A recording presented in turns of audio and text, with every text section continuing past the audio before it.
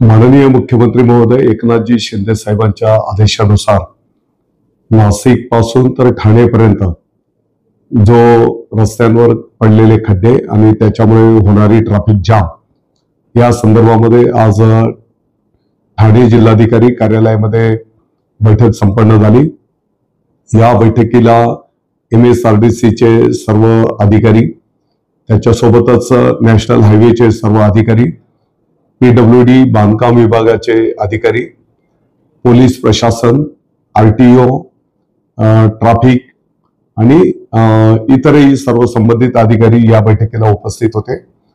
या बैठकीमध्ये प्रामुख्याने जर आपण विचार केला तर MSRDCचा जो भाग आहे वडपे पासून तर ठाणेपर्यंत 23 किलोमीटर आणि नाशिक पासून तर वडपेपर्यंत नॅशनल हायवे 97 किलोमीटर या दोन्ही रस्त्यांच्या संदर्भामध्ये सविस्तर चर्चा त्या ठिकाणी संपन्न झाली। रस्त्यावर पडलेले जे काही खड्डे आहेत ते तातडीने बुजवणे, परत खड्डे निर्माण होणार नाहीत याची काळजी त्या ठिकाणी घेणे, जी काही पुलांची कामं चालू आहेत ती पुलांची कामं लवकरात लवकर कशी मार्गी लावता येतील त्या दृष्टिकोनातून कामकाज करणं आणि त्यातल्या त्यात प्रामुख्याने आसनगाव जवळचं जे काही रेल्वे पुलाचं काम प्रगतीपथावर आहे ते काम पूर्ण होण्याच्यासाठी आणखी साधारणतः 3 महिन्याचा कालावधी लागणार आहे। परंतु तोपर्यंत अस्तित्वातला जो काही पूल आहे तो पूल लवकरात लवकर दुरुस्ती करून त्याच्यासाठी पोलीस प्रशासनाचं ट्रॅफिक कंट्रोलच्या संदर्भातलं नियोजन करून त्या ठिकाणी तो दुरुस्त करण्याचा निर्णय झाला।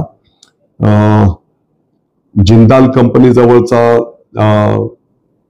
जो काही रस्त्याचं फ्लायओव्हरचं काम चालू आहे त्या संदर्भातली चर्चा झाली।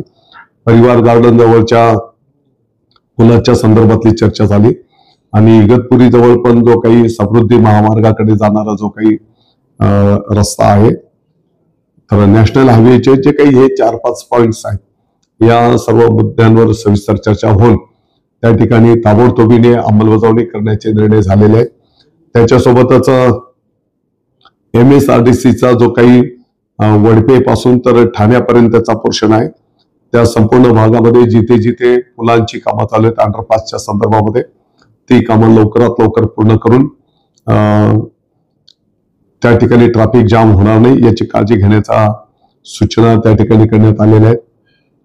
आणि सगळ्यात महत्वाचा विषय म्हणजे जी काही जड वाहनं आहेत त्या जड वाहनांच्या संदर्भामध्ये एक नोटिफिकेशन काढून त्यांना एक वेळेचं बंधन शहरामध्ये येणं आणि बाहेर जाणं आणि त्याची प्रभावी अंमलबजावणी करण्याचाही निर्णय त्या ठिकाणी संपन्न झालेला आहे।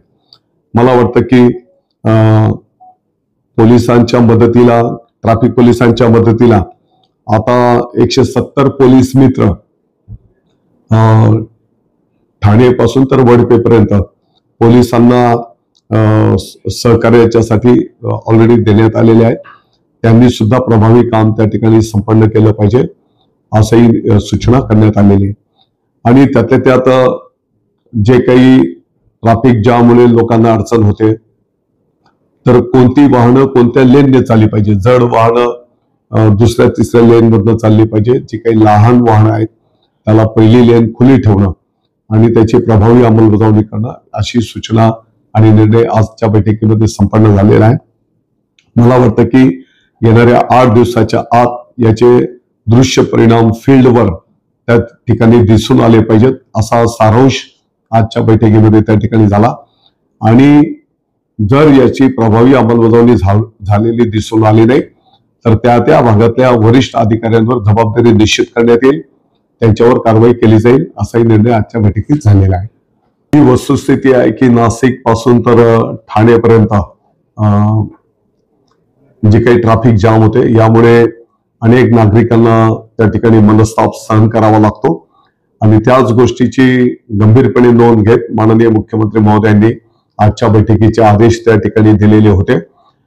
प्रशासनाच्या वतीने, शासनाच्या वतीने पूर्ण शक्तीनिशी हा विलंब कसा टाळता येईल, प्रवाशांना त्रास कमीत कमी कसा होईल त्या दृष्टिकोनातून नियोजन करण्याचं निश्चित करण्यात आलेलं आहे।